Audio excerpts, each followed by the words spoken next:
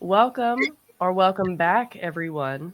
My name is Noelle D, and today I'm here with Tom, Jake, and Chance for an author interview with Jamie or JL Odom. And we are going to be discussing By Blood, by Salt, as well as just some general questions um, about you and your life. And if everyone wants to go around introducing themselves, I'm sure everyone already knows, but Yeah, sure. I'll go first. I'm Tom. I wear orange here on YouTube, and I had a great time with this book. Just throw that out there real quick. It was definitely something outside of my wheelhouse from a lot of the kind of fantasy and stuff that I normally read, but it was kind of a nice expansion of some of the stuff that I have read. I can go. I'm Jake. I wear purple here apparently, and I also had a great time with this book. I had high expectations, by the way, because my entry point was Philip Chase talking about how it had Malazan vibes, and so uh, I had high hopes. But it was very good. I had a great time. My name is Chance. I guess I wear blue now. I had an excellent time with this book. This is, and I'll get a little bit more to this later.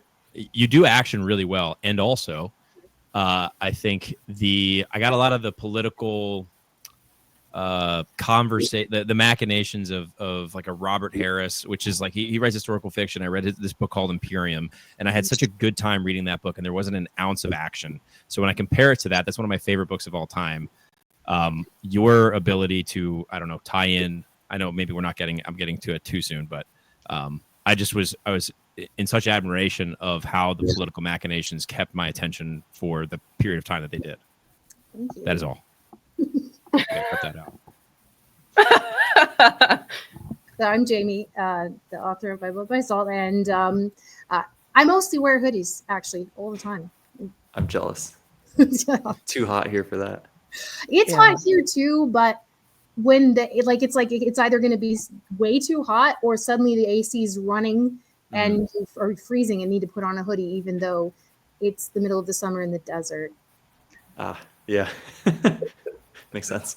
Yeah, I would keep it colder in here, but my husband and my grandma don't like that. So otherwise I would be wearing hoodies all the time, but no. That's my favorite. That's okay. So are you comfortable talking about your time in the Marine Corps at all? Like, okay, so you were an Arabic linguist, right? Yes. That was my job the entire time I was in. And I'm assuming big inspiration to your book. Yes. Obviously. I got a lot of those inspirations, and I'll get more into kind of like the language and stuff later, because that's, as you know, I went to DLI as well. So, but was it while you were in the Marine Corps that you decided, I'm going to write this story, I'm going to write this book, or did it come before? I had been working on something that doesn't look anything like what it ended up being ever since I was like a teenager, but I would drop it, forget about it, come back to it, drop it, forget about it, come back to it. And the time that I came back to it for good was while I was in the Marine Corps. And it was very specific. I was in a Rocky dialect class at Fort Gordon, and I was bored because it was a repetition of everything I'd already done at DLI. And I started writing a scene in class, just in my notebook. And that's the version that finally I got all the way to the end of the story and was like, this is actually what I was trying to say the whole time. So it was, and I was sorry, I keep jarring this table. This is a very rickety table. But It's okay. And I did a lot of writing.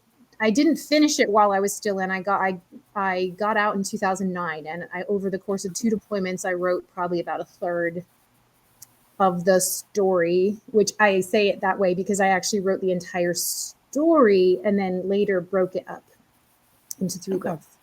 So if ever anyone's like, man, the ending of book 1 doesn't quite feel like an ending there, it's because it wasn't. I was like, that was the closest thing to an ending I could find in that section of the story. And then I had to work back to try and make it make sense. So, but then I didn't finish it until after I got out. But I was writing during deployments and trainings and all the time. Okay. Yeah, since we're talking about it, the ending, I like when the endings are a bit more open-ended and you don't feel like you have a complete story in one book. Like that may be unpopular, I don't know, but I like that because then I'm like, oh, I really want to go into the next book and And I see think what. that one can go either way for people because Yeah. it's a bit of a soft landing too. It's not an explosive. Mhm. That was actually why I was not expecting to do very well in SPFBO. I was like, people are going to say it's too quiet, which some people do, and that's fair because it is kind of a quiet story at the beginning.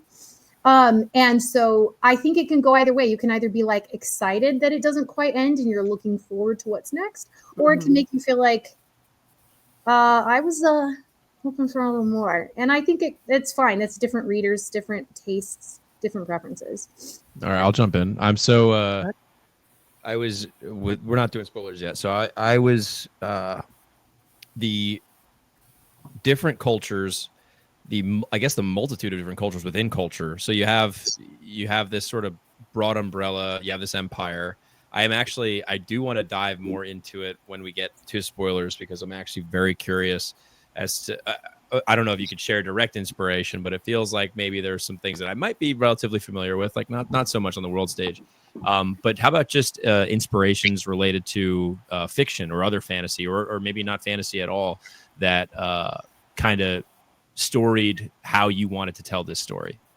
I'm hugely inspired by history. So I'm a big history person. I love history. I love war history. I love Middle Eastern history, probably obvious. And those were some of the biggest inspirations. It's just history in general. So while I was deploying to Iraq multiple times and studying the language and studying the dialect, I studied a lot of Iraqi history and a lot of Iraqi politics. So that, from just a real world perspective, was a huge influence on me. I also spent time in Egypt, and I lived in Israel for several months and learned Hebrew. And so all of those histories and all of those cultures, it wasn't even intentional at the beginning. It was just inevitable. I couldn't help but be influenced by those environments because I was in them. Yeah. But as far as like literature goes, C.S. Lewis is my favorite author. I love his style of prose. In fact, his nonfiction works are my favorite, but Till We Have Faces is, in my opinion, his best work, hands down. And I also like Robin McKinley. She wrote like fun, sort of almost teenage oriented adventure stories back before YA was a thing, because YA didn't happen until I was past that age. As it stands, like all the Twilight craze and what that led to, that was later.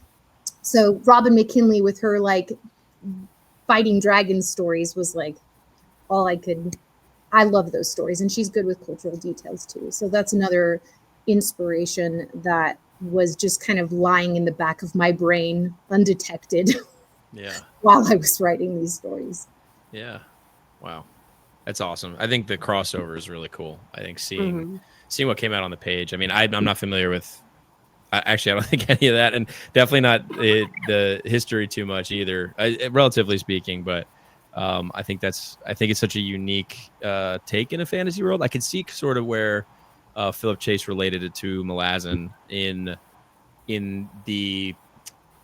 Mostly, I see this when we have one culture. I don't want to get into spoilers, but there's a particular scene where I'll just say another group comes over a hill, and that sort of like feeling when we're not in a battle, we're not there, we're just talking, and then those those conversations where two characters are talking, and somebody on the outside doesn't speak the language that they speak. It just comes off so authentic, and I feel like your experience as a linguist brought into this story. It's just something that I think everybody should read in just like a way of communicating, and then how communication comes across. And I don't know, there's a lot of prejudice in this story too, and we see that come out on the page, and how that affects the people around and how they see this person, which, to be honest, like I figured it out relatively quick, but we don't really know that it's a person until we're like, oh wait, it's just a freaking person. Like that's crazy that they were,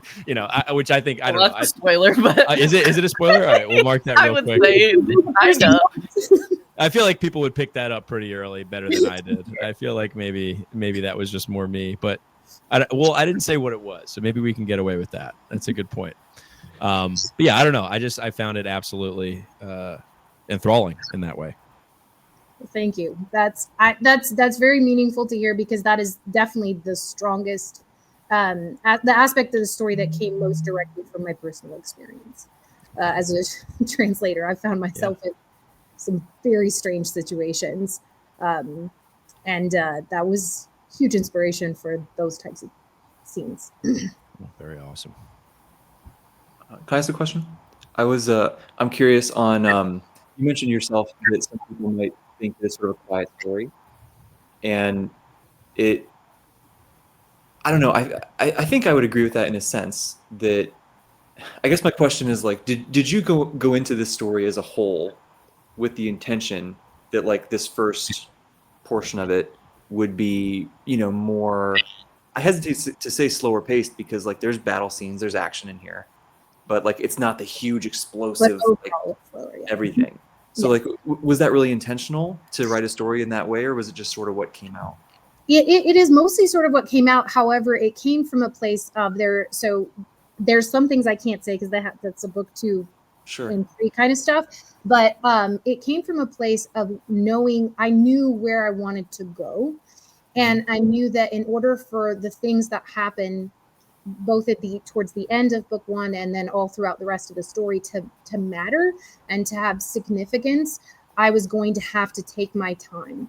So a lot of those cultural conflicts, those perspective shifts where you think someone's something and then you're like, oh, wait a minute, that's not what that is. Those can only happen if you're, again, this is my perspective as the author. This is what I'm hoping people get, is what I'm saying. Not saying I'm sure there's ways it did or didn't work, but the intent is that you are so embedded in these different cultural perspectives that when things shift, it matters, instead of just feeling like a contrivance of the author, where I'm like, okay, now you're supposed to like this person. Now you're supposed to feel this way. But if I take my time, I've actually been writing an essay for me, not for anyone other than myself, about Andor, the show. And I've been thinking about patience, how much patience the writers had to make things take time. And they lingered on things where you're like, why are we lingering on this? But it always paid off, usually paid off in something meaningful. It made things matter that otherwise could have just been skipped over into big action scenes, and you wouldn't have gotten the depth in the characters there. So my goal was to get the depth in the characters. And I didn't want it to be necessarily slow. That wasn't the intention. There were times where I was afraid, especially when I was revising. I was like, this is a long stretch without any big action. But when I tried to manipulate extra action, it felt false. So I was like, you know what? I'm just going to have to trust that this will resonate with the people who it will resonate with. And it'll work for the people who like this kind of story with this kind of focus, and that's okay. And I don't want to like contrive extra action where I know it doesn't belong to the story. Yeah, totally. I respect that a lot, because I think in the indie published realm, I'm not an indie author, right? But there seems to be a lot of pressure from the audience of like, get your books out really quick. And they got to keep your attention, get your attention immediately and keep it the whole way through and end with this huge thing and blow people away. And it's got to be like, you know, popcorn. And I think that it's cool that you sort of took a risk, right? And wrote a story like this that does pay off a lot, but people have to trust you. Yeah. And I think that I've lucked out in a very unique sense. Like obviously the SPFBO thing, it did something for my book beyond just the accolade of it. Sure. But it makes people willing to give it more of a try. Like somebody who might have just given it 20 or 30 or 40 pages. And then if it wasn't catching them, they would have dropped it. But because they're like, well, Philip J. said he liked it. So I'm going to persevere to see what it is he saw there. And so if Mark Lawrence, that actually does impact more than I realize. This is all me learning this, is that if your friend or an author you respect or someone you respect says, no, I promise there's something good here, you're going to be more willing to push past a little bit of initial discomfort or initial confusion or initial whatever in order to find the meat that they said was there. Hopefully you find it, but either way, you're going to be more willing to try. Yeah, totally. Yeah. No, that's awesome. I actually have a question about the competition itself. How many times did you try to get into it? Was this your first year trying to get into it? Because I know it's like a very limited pool and they kind of just like randomly do it. Yeah. It was my first. And I'm almost Okay. embarrassed to admit that, because I know there are people who are like dedicated, amazing authors who have thrown their hat into the ring over and over again and not necessarily made it all the way to the finals or all the way, and that's rough. And it's the very arbitrary in some cases, like whether or not you get through, because who knows which judge you get.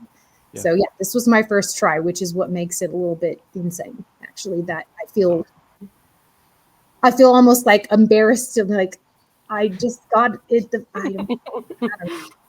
Yeah.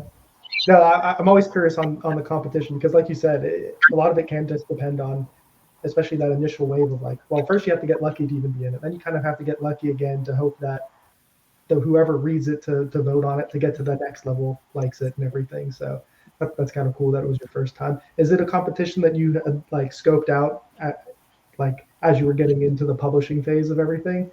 Yeah, I had started, we sometime in the fall before it published, so it would have been 2023. I mean, this book, I'd been working on it for a decade and a half, 2 decades almost. And I had gone the trad route and had an agent, but she left the industry. So then I was back to square one.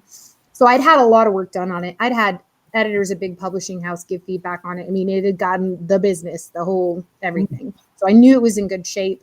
And I just kind of got the inkling that maybe actually one of the inspirations was, you guys know who Jill Barup is? She does the sword videos and the fighting videos on YouTube. I don't know if you've heard of her. No. She did these little shorts that were kind of poking fun at romantasy tropes and genres, and she told this little story that was like an author writing a romantasy and their interactions between the author and the character, and they were funny. And people said you should publish it as a book. And she documented her experience self-publishing that book. Now, she had a huge platform and I had no such thing, but it inspired me to like, hey, she did that just because someone thought it would be fun and she thought it would be cool. So maybe I could try that route. And as soon as I started that pathway, I started looking into competitions and trying to do some research and find out what was out there, because I know it's an ocean. It's hard to make it. It's so hard. You can have great quality work and it can be so hard to reach your audience. So I found out about SPFBO and I thought it looked really, really great. I thought it was such an amazing opportunity. Crossed my fingers, hoped I'd get in, and that was about it. Wow. Yeah, that's awesome. It seems like it's like the perfect encompassing.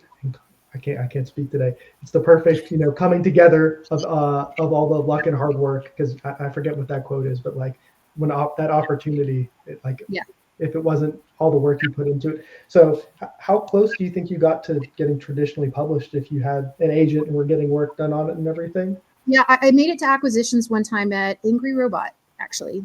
So I don't remember the name of the editor who was like, I like this, I'm going to pitch it to the team.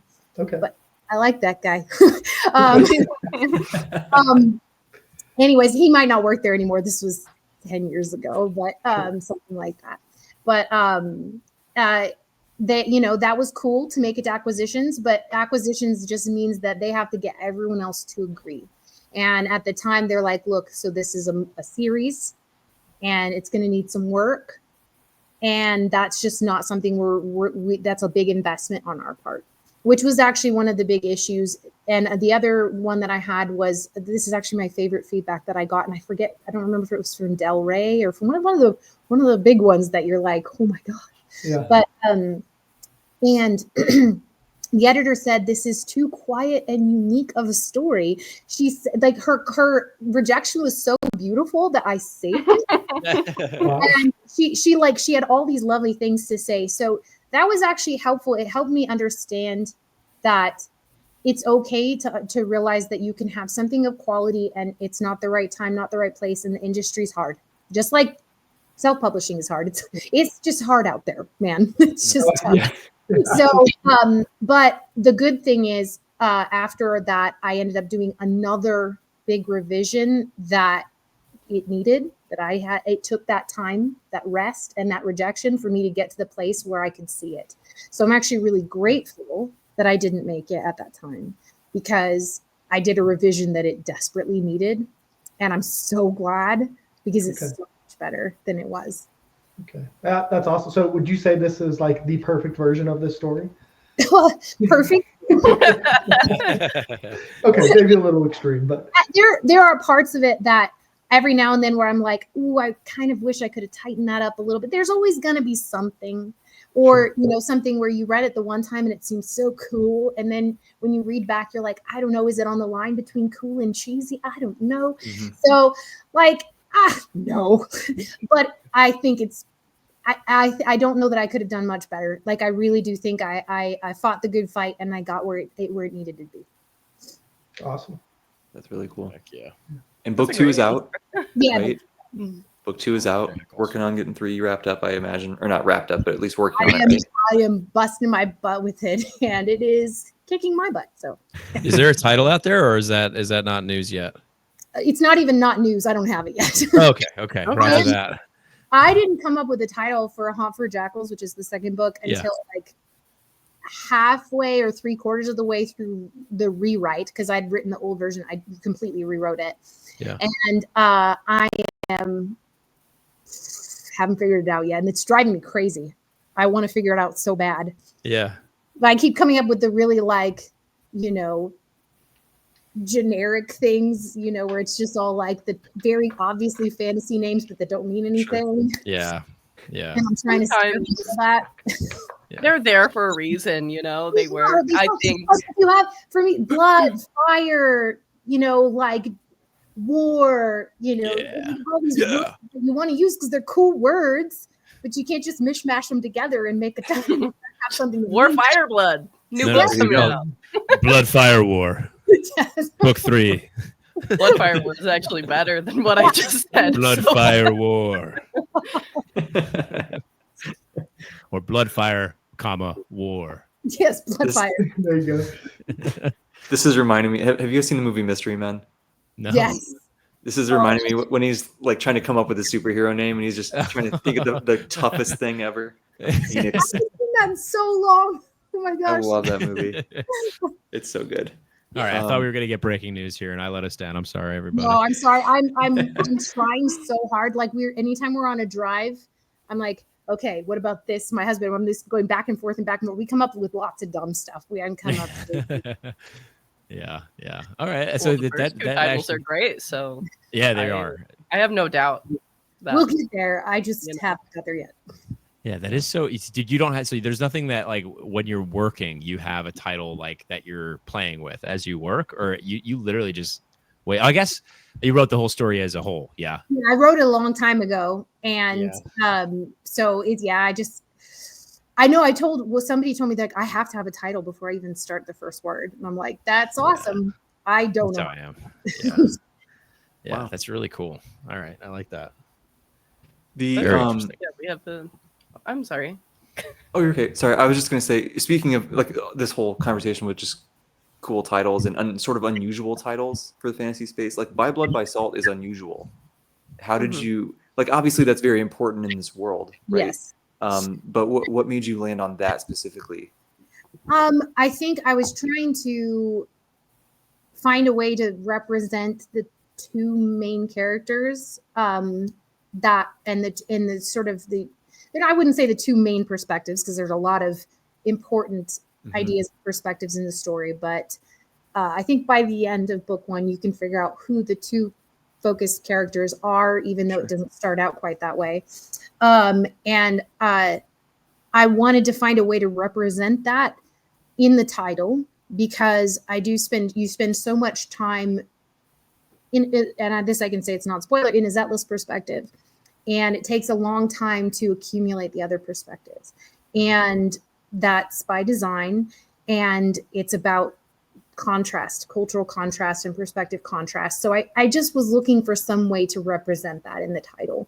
Yeah. And since I had those in-world idioms already going for me, I decided to use them in the title. Makes sense. Were those like salt is such a unique one, right? You don't see many like fantasy races, quote unquote, who, feel almost like a religious way about that. Is that something that is that like a real world cultural thing that you've encountered? There's actually a couple specific inspirations, but one is in the books of Moses, salt is used as a covenantal thing. So it's like a covenant salt. So whenever there were sacrifices made to God in the ancient times, they had to be seasoned with salt. Interesting. So I kind of, and also this is just me. This is a dumb thing to say. I love salt. And what I mean by that is I love everything about it, how it tastes, what it does, the way it brings out the flavor and everything. I love all the metaphors you can use with it. I love the history of salt, which is fascinating.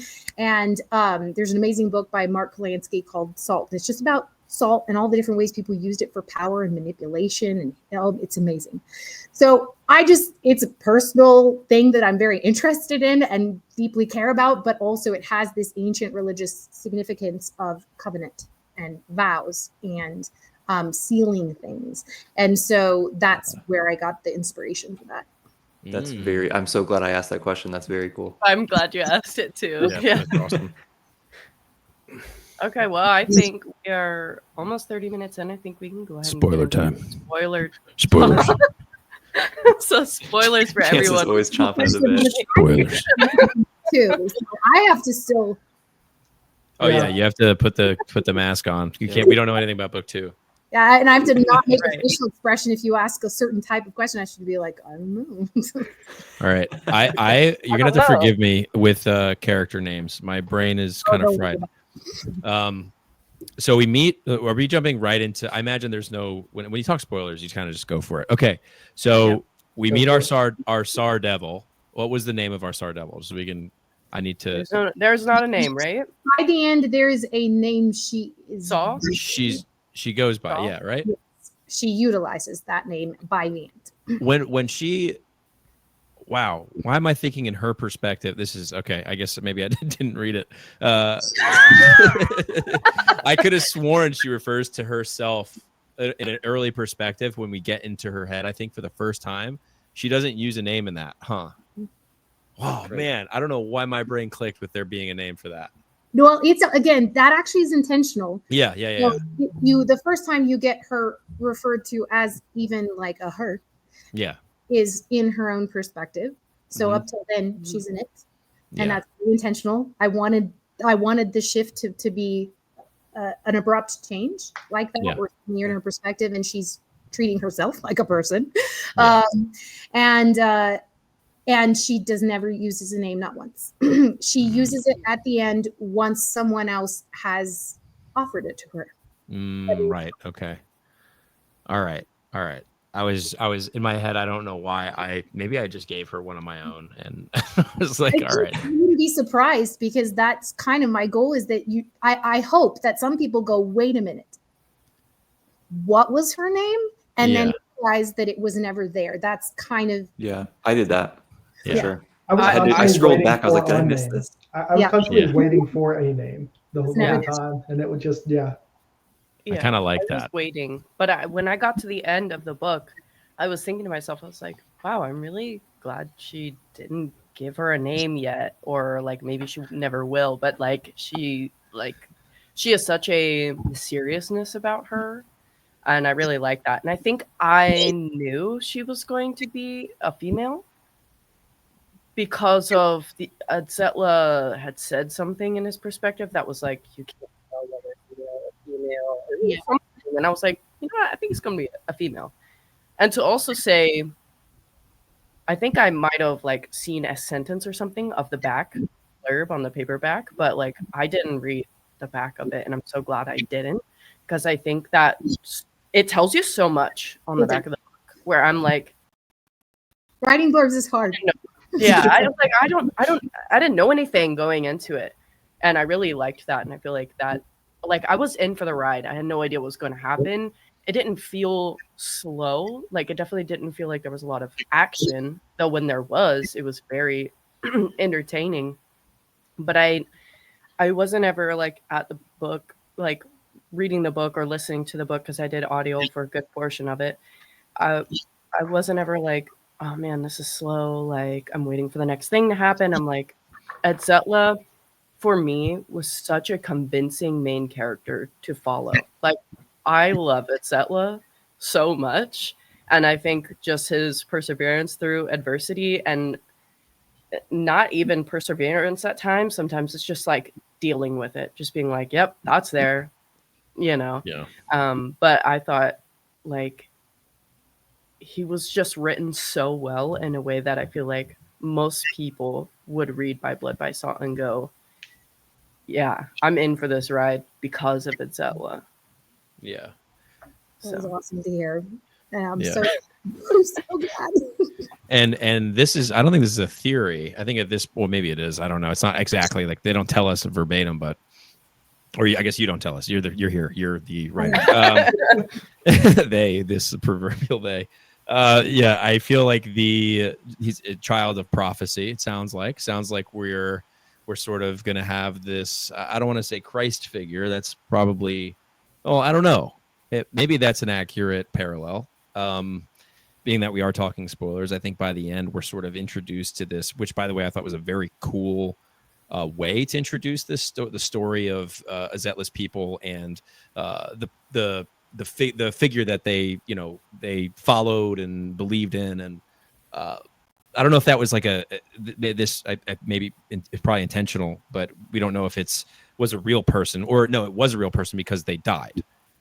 Right? I think I'm getting that right. Yeah, in the scene with the Emperor, he tells the Moshavi person that he's trying to bleed information from. He's like, I know you think this guy's alive, but actually he's dead. And that's what happens in that scene. So. Yeah. Okay. So I do love that kind of like interweaving of, I think it's even cooler that when we get the information, I feel like just having Etzetla, who is this just like standout leader, in a position where he's trusted by his cohorts, even though even though it would be highly, not just frowned upon, highly frowned upon, punishable by death for him to be in that position. The leadership capability and then the parallel that's drawn between him and the Emperor. He's standing Emperor. I don't think it's the Emperor's brother that he gets drawn in comparison to. I think what's his name? What's the guys that he's given two names. He's the actual Emperor or the Emperor's brother? No. The Colonel. Talking about Wesley? Wesley. Oh, yes. Wesley. Okay. Yeah, because Colonel Wesley, and when we get into his head, which by the way, I got a lot of. I don't know if you've read Zamara Mayer's books, Riven Earth. I've heard of it. I want to read so them. there's, I think, the character voice of Colonel Wesley is it's one of the more easy to pick out character voices because it's just so different from the rest that we get, I feel like. Because I feel like the Emperor's brother, he's a little bit more sentimental and a little bit more open-minded than a lot of the other characters that we get to see. But what I was getting at before is this: we sort of see Colonel Wesley draw these comparisons, or I don't know if it's Colonel, maybe it probably is the Emperor's brother that draws the comparisons between the Emperor and Etzetla, getting back to just like to full circle, which I thought was really cool. Yeah. I mean, I can't tell you anything more about some. Tell us more. But that is definitely important. Yeah, I think James definitely has some stuff in his head where he thinks like, oh, he's a lot like my brother, but he would hate to hear that. And Riata, is that? Yeah, Mhm. Emperor Riata. Okay. Well, I'm better with names than I thought it was. Better than me, that's for sure. I just quickly on the names was something that I found just to be really fascinating, because there is supposed to be this blend of like all of these different cultures and everything. So to have some of these like very distinctly different names that just feel Mhm. like they could not be any more different was like a really nice like layer in part of in this story that's just like weaved in there, because it really does help show the vibe between like the people and Yeah. the culture and everything. So, and I will be honest, like the first time I heard just like a normal name, I was like, I'm sorry, his name's James. James? Yeah. I've had more than one. Like I've had a dear friend of mine. She's like, I loved it. It's great, but why are there Jameses and Wesleys mixed in with these other fantasy names? That threw me off. I'm like, fair. Yeah. I thought it added like a nice touch though, because you get all this like there's these different groups of people, and like everyone would have different names. Like that's just like how it would be. Like, like when you go somewhere new, they have like different Yeah, and names they were based associated with off stuff. of, like I didn't like do a one-to-one match of like linguistics and everything, but I did draw a lot of inspiration from different regions, different dialects, different everything to try and make those differentiations. And for the Empire, I did allow myself to use some Western names because I wanted to have a little bit of a hint of that. That this is the familiar for so many people as opposed to the foreign, which of course is where most of their characters are. Mhm. Yeah, no, I Makes a lot of definitely felt sense. that. I definitely felt that just with the names alone, and then obviously you have all the cultural stuff that comes in, but even just something Yeah. as simple as the names. Yeah. I don't know if I have a question so much as I just think that this was, I really appreciated we've been talking, I guess, a fair amount about how there's not like huge, massive, epic fantasy battles and whatever. But like it didn't feel slow. It was never boring. It was never any of those things. And I think you did a really great job of, Zetlo is in such an interesting position, like rock in a hard place, and you can just feel his just like gritting his teeth, and he's just like, ugh, just get through this meeting or whatever, right? And there was so much tension. Like you don't need action to have high stakes and tension. And I just appreciated that you pulled that off. This is your first published thing, right? Like, so like I don't know. I was impressed. I thought it was cool, Thank and you. it I mean, definitely. it took a while. It took almost Oh, 2 decades. I bet. Yeah. But you can feel it, right? You can feel that you really took the time to craft this thing, right? And make it work the way that you wanted to make it work, and it worked, I guess, right? I'm glad. Yeah. Was I no, definitely. sorry, no, Noel, go ahead. I was gonna say I definitely liked a lot of the religious themes in there, and there's like a few different I really want to point out. One could be like a commentary on something that could be very real or something that's not. But one of the scenes that kind of like has stuck with me is when there are people of some different races, and I think that Zetla comes in and there's the red ribbon or sash that is put on something that's not. It caused a big commotion, and I think it had to do with the Zetla's god, Yeah. and that the one of the guys who was I'm not good with the race names or peoples of the places in this book, but same race as Etzetla, but separated from Etzetla and the race where Etzetla's like, and this guy is acting very harshly and could get himself killed, but he doesn't even know the language of the culture that he's fighting for, of this and making this big social commotion about. And I really liked that detail. I thought it was very interesting. I felt like it could be a commentary, and it could just be, in the book, like you could look at it in any way you wanted to. Yeah, I mean, I like that. there's always real world inspirations, but I also I think the ideal scenario when you have something that can have these real world meanings and can go, that is not to intentionally overlay a one-to-one match, because then you actually Yeah. live the story and say it's only about this one social issue that's happening right now. And that's Yeah. not a timeless story is. A timeless story is here's a deeper truth underneath that we're exploring.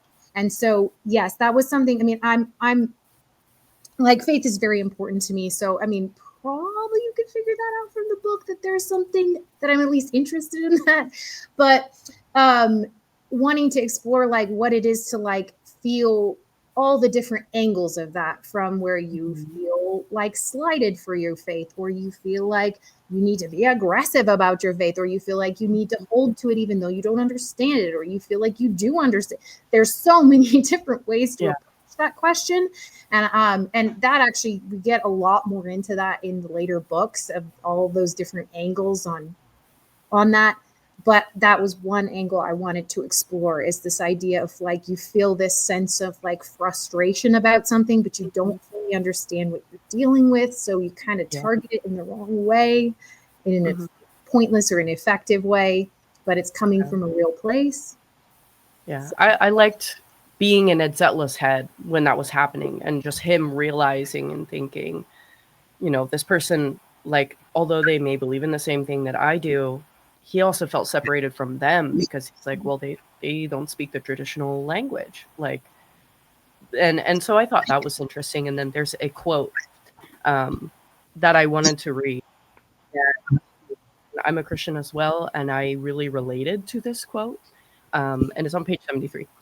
He repeated one of the prayers twice, because the first time it fell off his tongue without a thought. Sometimes it was difficult to bring meaning into the words he had memorized since before known memory. They had been placed in his mouth, like the salt of vows, before he even understood what half of them meant. They had just been sounds on a small child's tongue, though he had always thought of them savory and vibrant.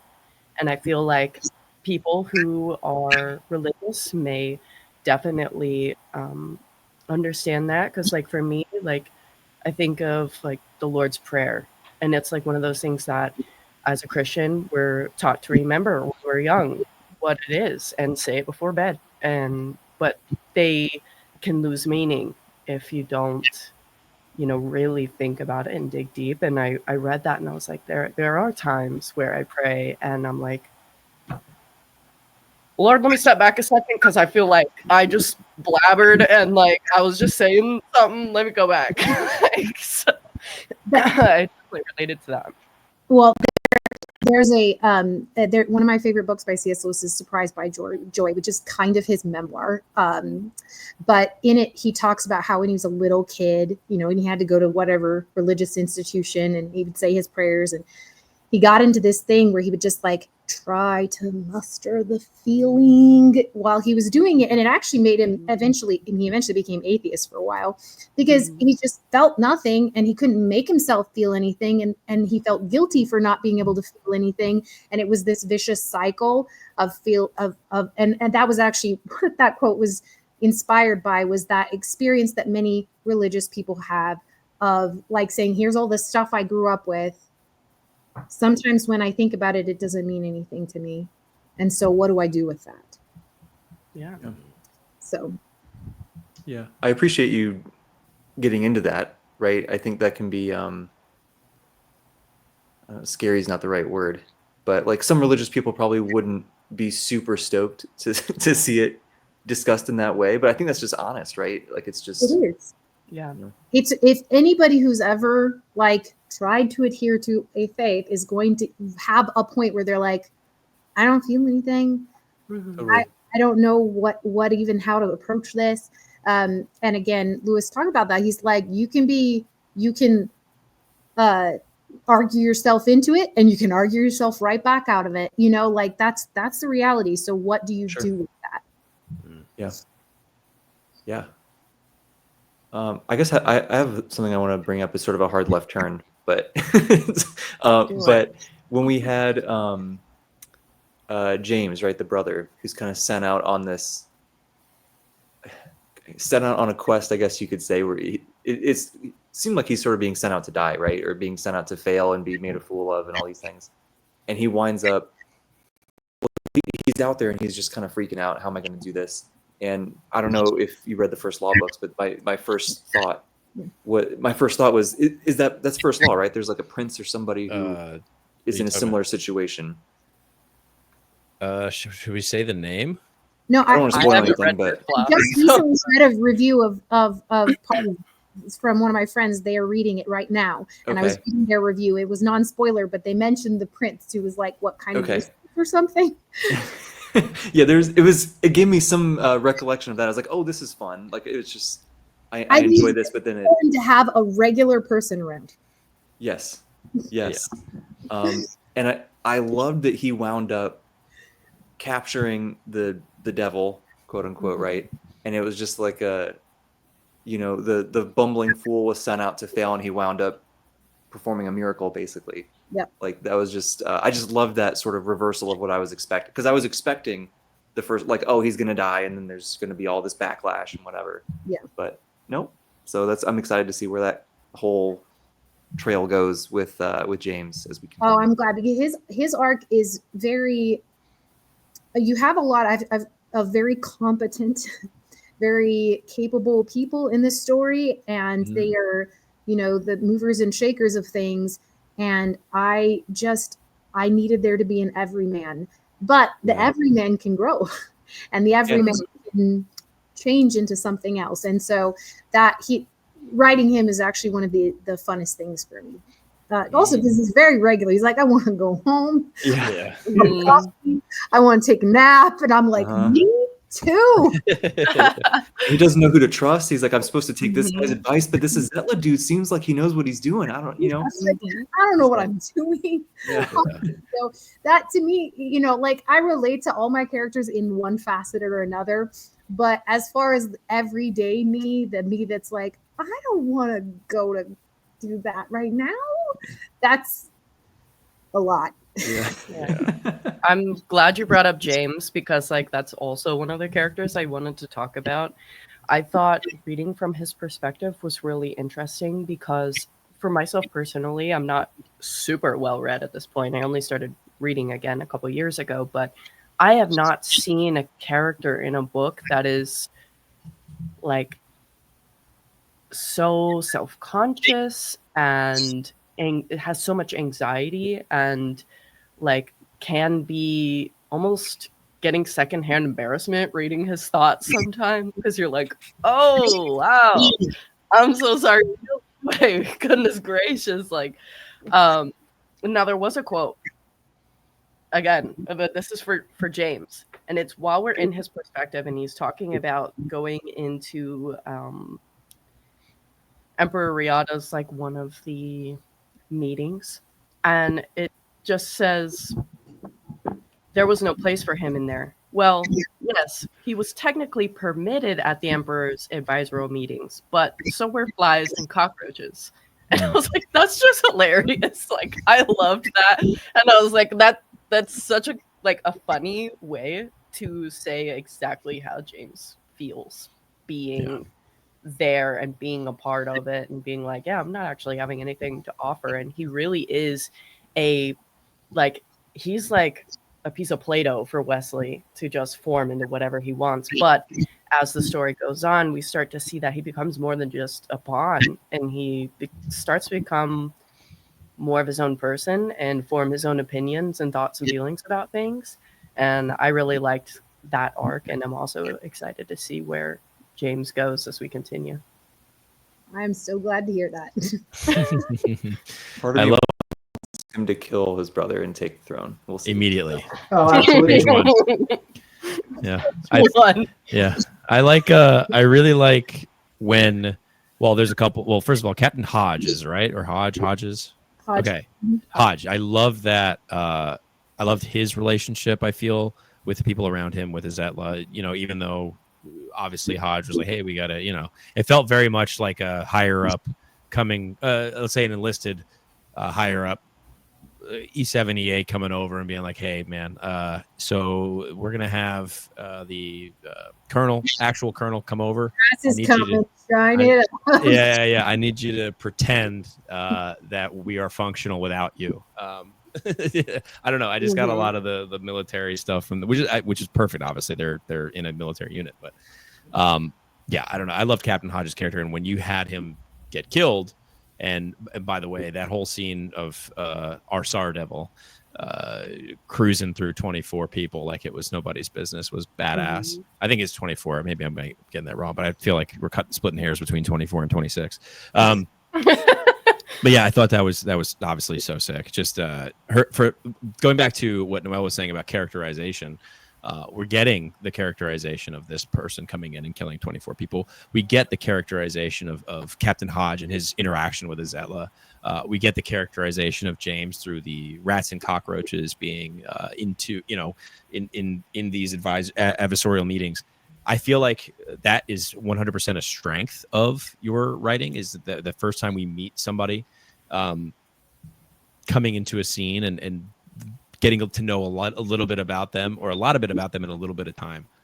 Was that what was related to that? What were some of the biggest challenges you found? And we could talk spoilers or whatever. If there's like plots that you had to weave, at least in book one, what were some of the most challenging parts about getting this book ready to publish and getting it out there, as far as continuity and cleanliness? So obviously on the initial, like, as far as like crafting, from the crafting character level, that's probably what slows me down the most, is because anytime I feel like I have even one word that feels inauthentic to that character, I have to go back to the drawing board. And it's very frustrating sometimes, because I'll write a whole scene and there might be some cool lines, and then I'm like, but I can't keep any of them because it's not in character. They wouldn't say that. So that's something that is why I'm such a slow writer, is because I have to rewrite scenes over and over and over again from different perspectives to figure out how everyone actually thinks and feels. So in the initial stage, that was a big factor. And then once we get towards the end, where the draft is getting cleaner and cleaner and sharper, I read aloud because I like cadence. I want to hear how it sounds read aloud. I read aloud to my kids a lot, and I don't let them give me books that I think are like the dumb ones. Like, I'm always trying to get rid of those at the little free libraries, because I'm like, that one's irritating to read aloud. It has no cadence.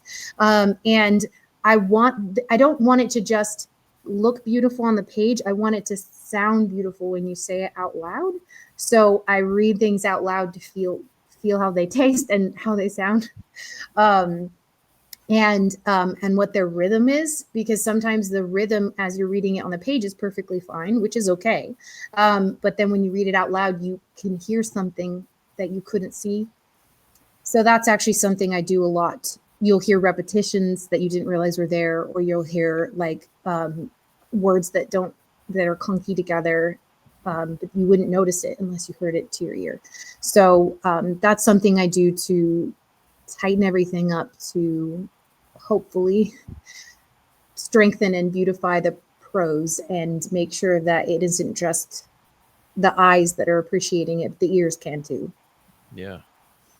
That's That feels really like another smart. linguist situation too.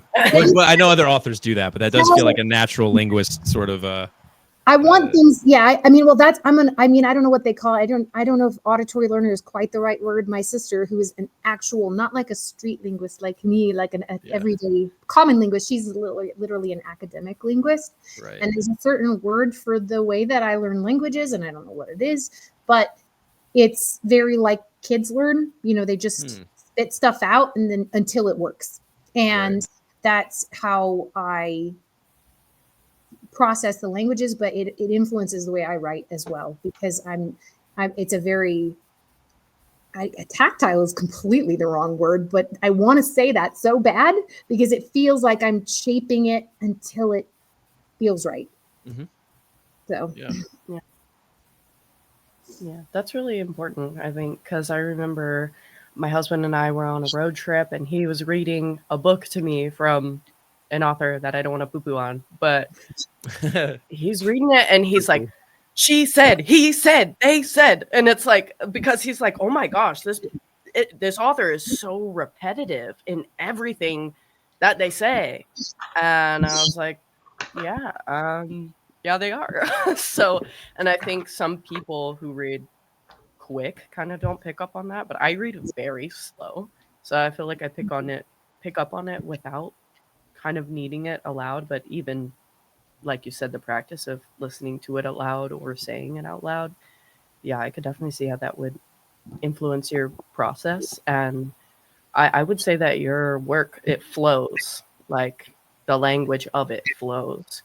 And you have some banger lines in there. Like, I mean, when I was physically reading this, I'm like highlighting here and highlighting there and, highlighting the whole page. That's what I look for in a book, is like, if I need to pull out that pen, I'm like, this is a good one. Yeah. So that's how I find my favorites. Have you read Imperium by Robert Harris? I haven't, but actually I was gonna, when you said that earlier, I was gonna grab a piece of paper, because anytime I do anything like this, somebody's making like, oh, have you read this? And I'm like, no. And then I have to write. It's told from the perspective. It's a framing narrative told by a slave of Cicero's, and it's all political lawyering, but it is done. It's in during the Roman Empire. It is beautifully told, and the prose play.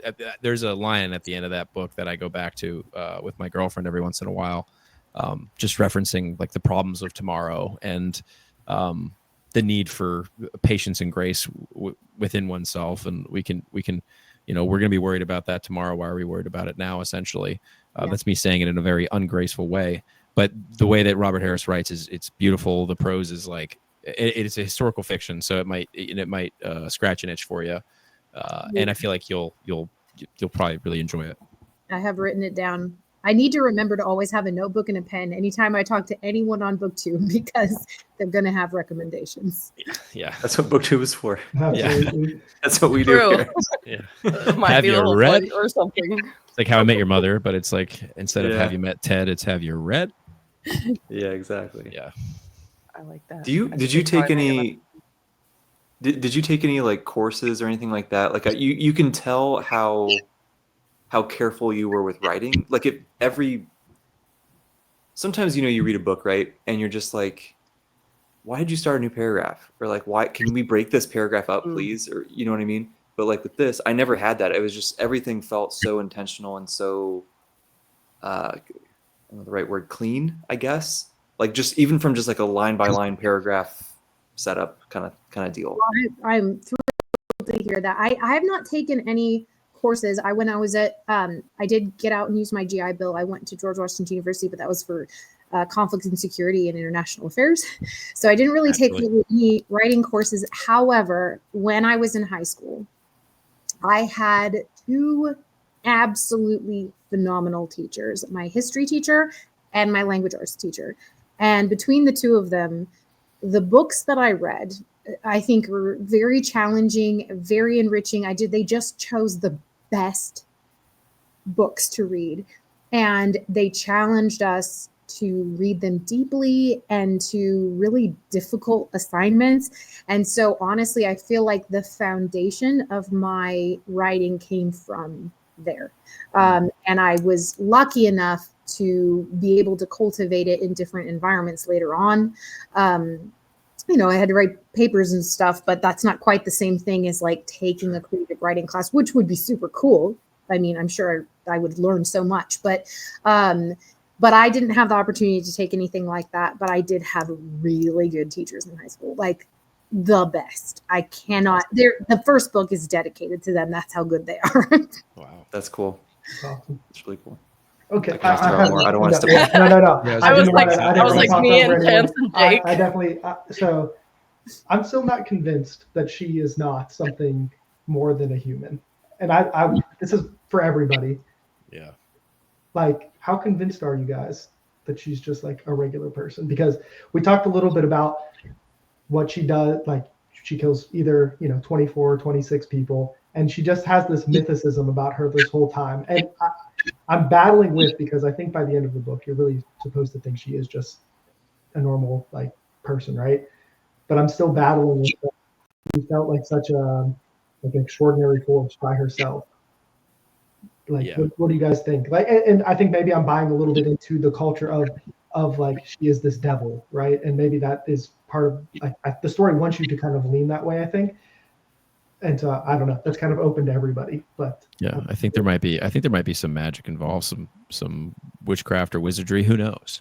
I think it's fun to theory craft that, because I think it'd be really it's cool either way. It's cool if she isn't, because Right. we are having these feelings that she is, and it's cool if she is, because I imagine that reveal, Jamie, is going to be very, very cool if it's true. I'm trying to read her poker face. But yeah, I think it'd be really cool either way. I think also, I think language is a powerful tool that she uses. I don't know if it's magic Yeah. so much as like her ability to use honesty as a weapon against Zetla. know what face. Is she a bard? What level bard is she in Dungeons and Dragons? Oh no. This whole time she's just a bard, a spirit bard. But no, I don't know. I think it's gonna be really cool either way, because we haven't really been introduced to aspects of magic quite yet, unless I miss something completely. Not to say that it's required in fantasy. About is anything I can explain. Right. Like, I feel like maybe there's been like a sentence here that was like precisely placed that on a reread after finishing the series, we'll go back and be like, oh, Right. that's what they were talking That's about. the moment. Yeah, which is really cool. But yeah, I don't know. What do you guys think? I'm on team there's something fishy going on. Mostly just because like there hasn't been any magic yet. And I'm like, well, why is this a fantasy if there's no, so there's got to be something. But maybe that's just me thinking that stuff is cool. But I love that, like the zigzag of, like they say Jin or they say devil or whatever, right? And then it's like, oh wait, they're just a person from a different culture. So you get that turn, and then you get the turn back of like, no, there was something. It's just not this crazy, So I always love that in storytelling, where you're just kind of getting whiplash back and forth. So that is intentional. That much I can say. But that's probably all I can say. Yeah. Fair enough. The only other thing that's even like worth mentioning is just that for me, I really enjoy when I'm reading a book and I'm like, wait a minute, is it true or is it not? Is it true or is it not? And the author gives you opportunities for both. Yeah. Mm-hmm. It's very exciting to me, because that's a lot like the real world, where we sometimes just don't know if something's true or not, and we have to wrestle with it.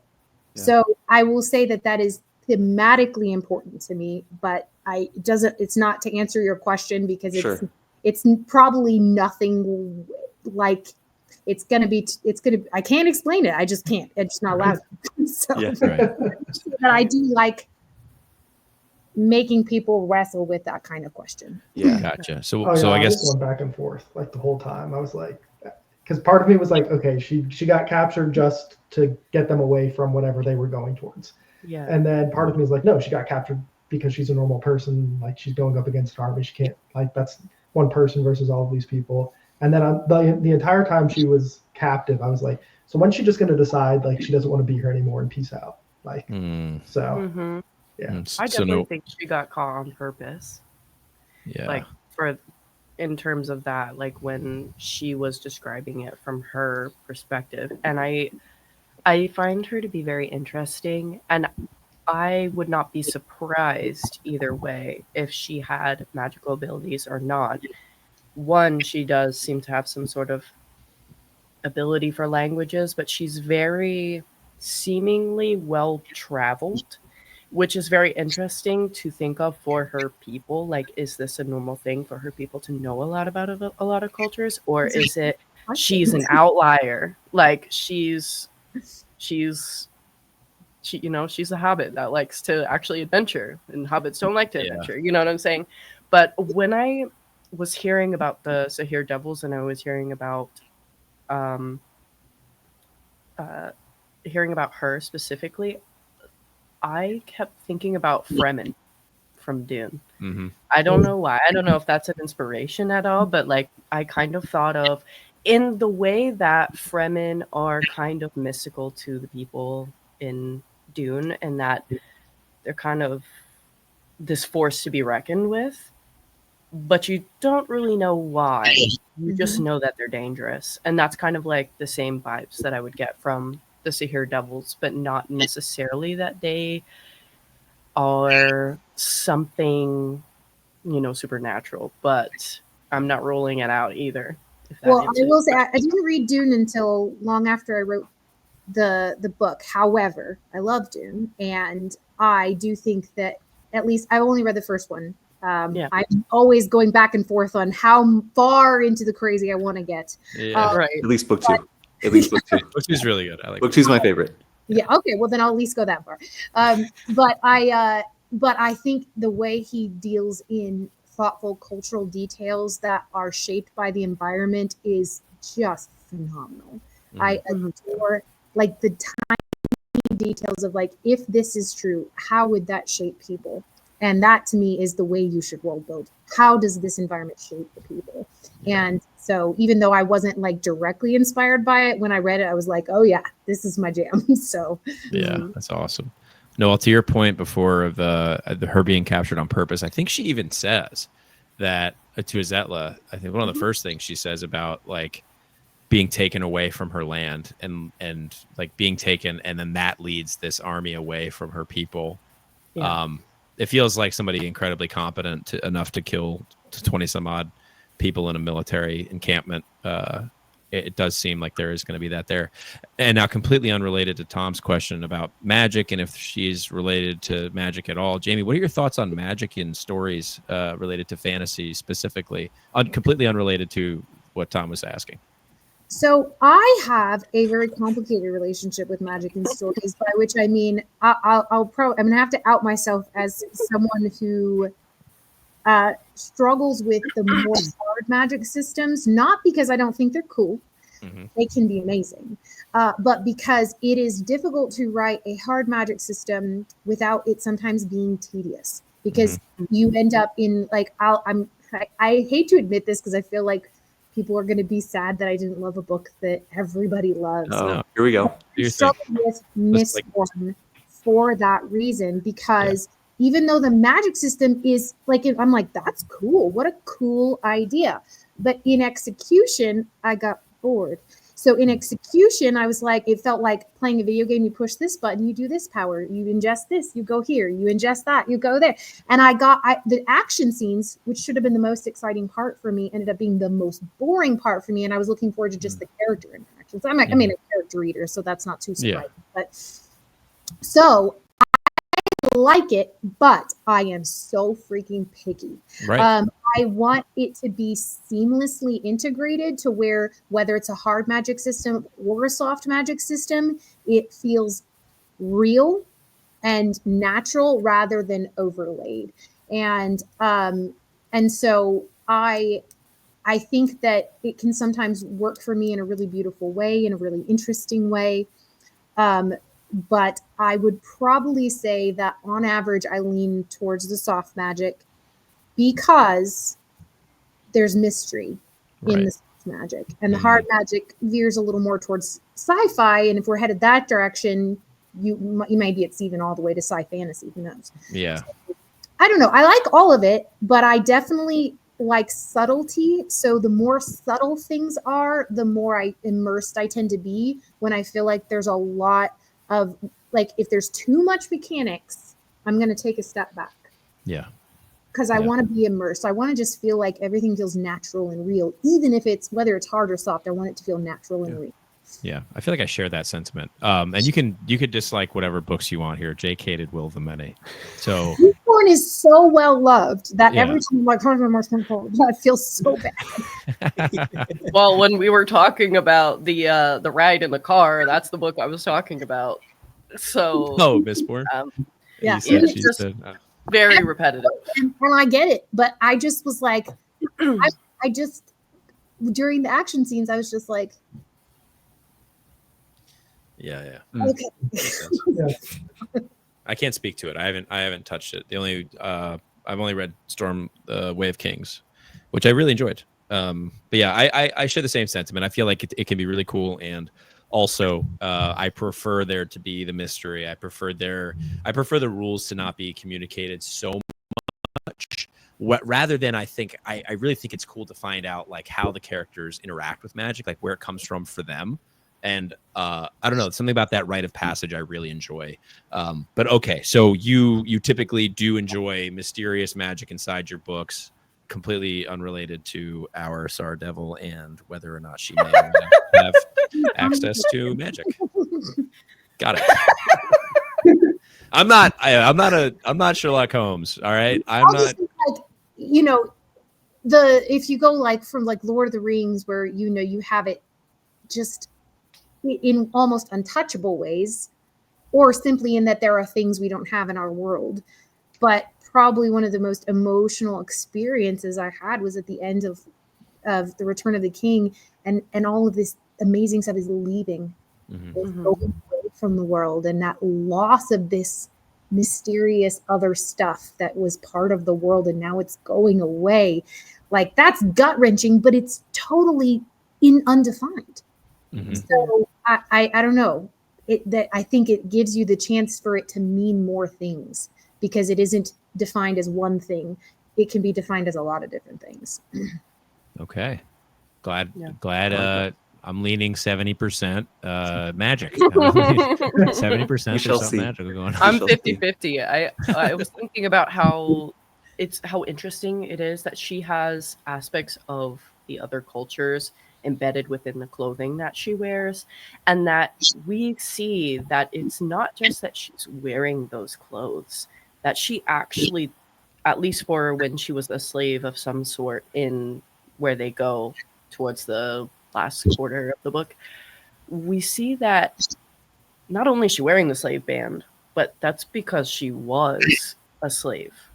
It wasn't just to appear like she's a part of this culture and that culture and that culture. It's because she actually has all those different aspects embedded within herself.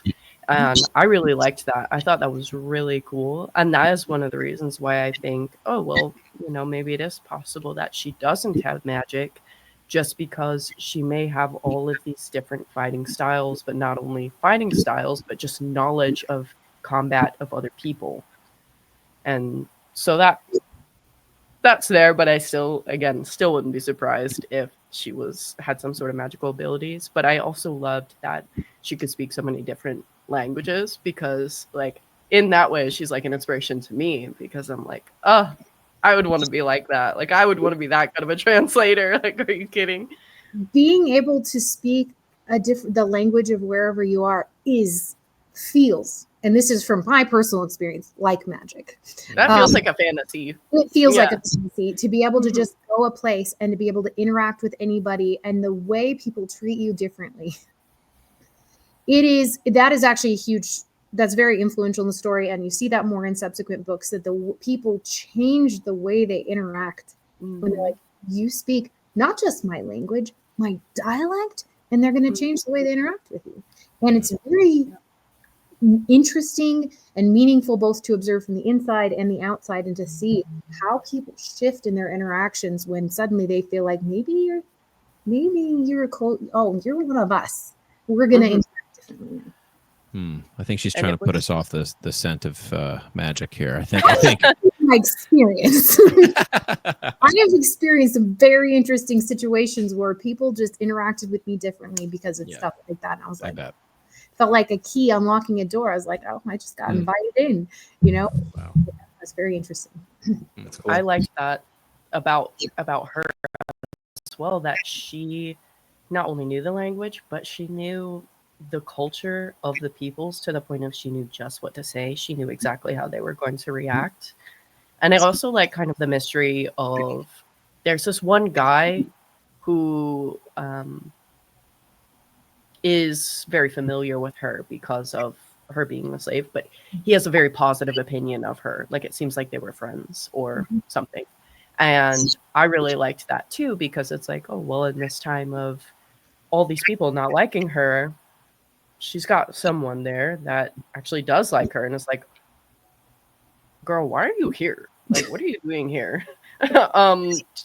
You're not like allowed back here, right? And but like, he has that care for her, which I thought was really cool to see, because that even that makes her feel more human, because there is another human who treats her as a human. So Yeah.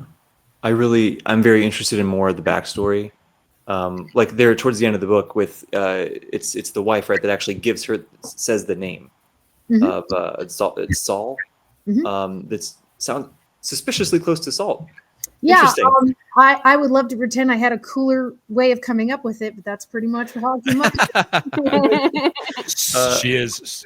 This is my new character, Blood Fire War. Blood is my character. Yeah.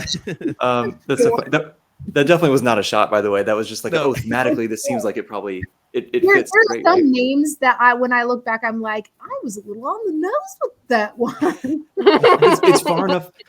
It was very convincing to me because I was like, I see the connection, but it's like that when a word changes over time, or when it changes just slightly between different dialects or cultures, it felt like that to me. I was like, oh, perfect. And like they clearly have a relationship that seems complicated. So I'm excited to learn more about that. Yes, all the characters that you interact with at that town, which is called Biaharash, that's like a large Trogoan village, and that's the most important guy of that particular tribe. Yeah. And they all continue to be important parts of the story in different ways. Cool. Yeah, that makes and he and they're married, right? It's Imal and Isla are married. That's the tribal leaders. Yes. Okay. I was like, I think I had that right, but it was because she seems to really care about her, whereas he's just like, hey, go around, don't walk through my house. They have right? very So, different perspectives on her. Yes. yeah, that'll be And interesting. I feel very strongly about. I had an interesting experience one time where there was some incident that happened. I don't even know. I don't want to say where it was because it's very controversial and it's something that's gonna cut. I don't know. I don't want to set anyone's comment section on fire, but it was in the Middle East and it was a big incident. And I read a article in English and an article in Arabic and an article in Hebrew to try and understand what the heck happened. And I just got more confused because nobody agreed about what actually happened in that incident. And I had access to everything. I could read in all the languages, and I could read from all the newspapers. I could read from BBC and Al Jazeera and from Haaretz, and it didn't matter. I still didn't feel like I felt like I was honing in on the truth, but I couldn't quite get at it. And that was a very profound experience for me as someone who cares deeply about that region and about all the things that go on there and cares about like all those languages and all those peoples to feel so frustrated that I couldn't get a clear answer.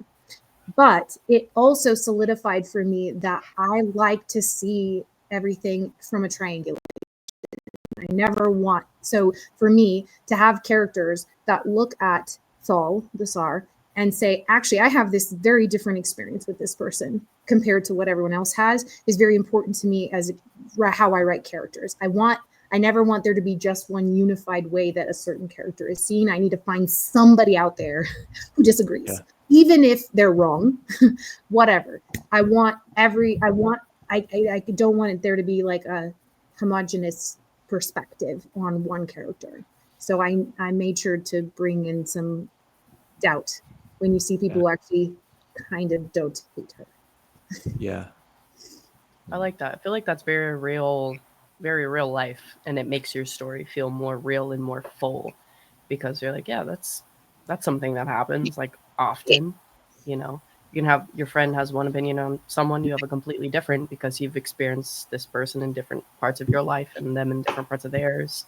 And I think that that's in your story as well, definitely, because these people who have had Saul as a slave know her in one way, but even people who are in the same time as her see her completely differently. And then you see Adzutla, who like is barely figuring out about who she is, and that's us too as the reader barely figuring out about who she is. I think it's cool to see not only do you have different perspectives, but you have different perspectives from different timelines as well. So yeah, that's awesome. So glad. Well, I'm glad we're having this discussion because it's making me think even more deeply about the book as well, which I think that's why spoiler book discussions are always so good, because you're like, oh, you know what? There was this thing, you know. Why did that happen? All right. Yeah, I had also within the writing section of my notes, how you explain languages as well. I thought was really cool that you would say, at some points it flows off the tongue and it feels right, and other times you're like, it feels like muddy in your mouth. It feels like, feels uncomfortable to speak. And as I have learned Chinese and Spanish, I've definitely experienced that in both of the ways where like the words don't come out right, and it feels like there's too much air in your mouth. And like I feel like you wrote that in a very good way. And then also that not only do you use actual language, but you use different signals, which I thought was really cool. Like, oh, they brushed their like lapel, or like adjusted something in a certain way, and this means this. And I really liked that detail as well, because it added more depth to the language and how people communicate with each other. But it wasn't just like, oh, they threw up a peace sign and they headed out. This bump is great. Yeah. Yeah. They fist bump, call it a day, secret handshake. Okay. Kala, is that her name? We met. What happened to her? Anyone who?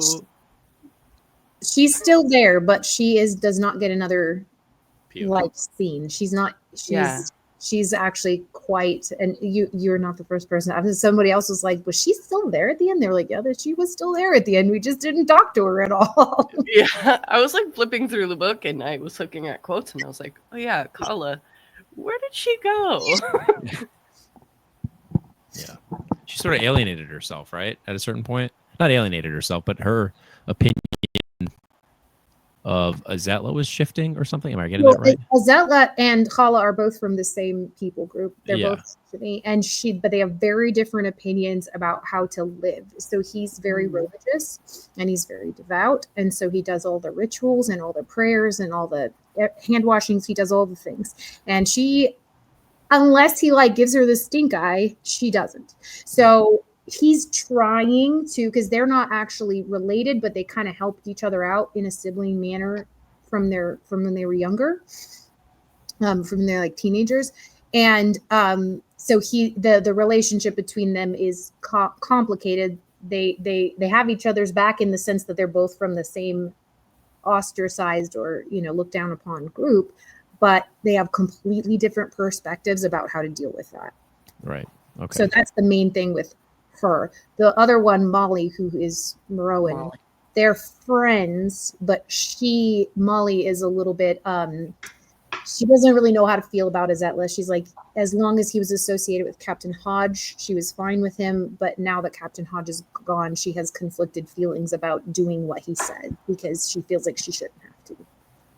Okay. Yeah. Gotcha. I was going to say, I'm also interested to see what happens with Molly as well, because we kind of get her in and out of the book. Like we have her in the beginning and then we have her again closer to the end, which I thought was also really cool, how we went back to her and she wasn't just like a,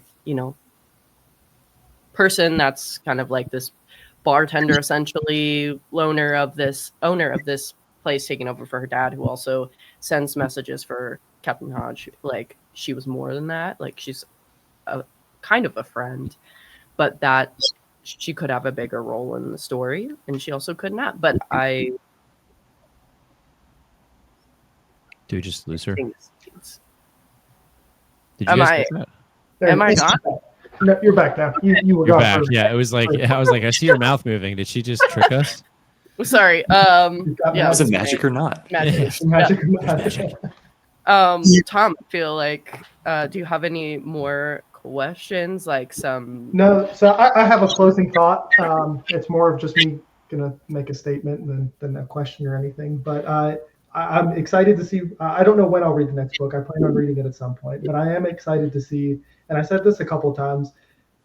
When I was reading this book, it felt like nothing was happening, but at the same time, so much was happening, because I think it was doing all that groundwork that we talked about, and the cultures and the world and the politics. And so I'm really excited to see, now that that foundation is there, if the story changes or does it like stay kind of the same. And so I'm excited to see that going forward. I think there's a lot of interesting political things set up for some really interesting conflicts. and none of it's going to be really black and white. It's going to be a lot of gray, and it's going to be a lot of factions that even inside of those factions, people are not really going to like each other, but they were kind of forced into being on the same side.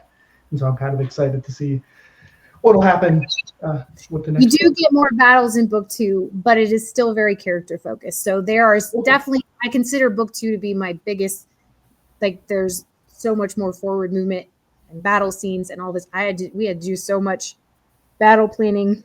My husband sat down and we wrote maps and we did, so this in there, but it is so cool. always through character and theme. Character and theme are the focus. And so, but I did like writing the battle scenes. Will there be a website that these battle maps will be uploaded on with spoiler tags? Not yet. But I actually for a friend. on writing, drawing and commissioning some more detailed maps for book 3, because some of the battles in book 3 are complex enough that a battle map will be helpful. Cool. Dig it. I guess I don't have really any closing thought other than I am definitely looking forward to reading book 2 whenever that may happen. I'm currently towards the tail end of my Malazan journey, and that's absorbed my brain. And you want to talk about on the nose names, by the way, for fantasy characters. I think Steven Eriksson's probably the king of that in a good way. You know what I mean? Sometimes. Yeah. But yeah, no, I really thoroughly enjoyed this read. I'm really looking forward to seeing how this series goes. Thank you. Yeah, That's me awesome. too. Honestly, and you said it's like keeping it in a trilogy for sure, It's or a is trilogy it? for sure. I'm like 3/4 of the way through. Again, it's not. I'm rewriting it because I wrote the other one so long ago that it's not good. So just set that aside and rewrite it from scratch. Yeah. So I'm That's good though. Yeah. Means you've gotten better. At 3/4 of the way through, and I'll need to do some revision. It's gonna. I have reached the point of writing book 3 where I got to where I was super lazy with the very first time I wrote it. And it was so haphazard, endings are hard anyway. Sure. I didn't know what I was doing. So I was just like, and that's how it ended. And now I'm like, I wish I'd done more, because now I'm having to actually write this truly from scratch. Like I don't even have a guideline anymore. I'm actually embarking on fresh territory, because what I wrote that last time was so bad, I can't even reference it.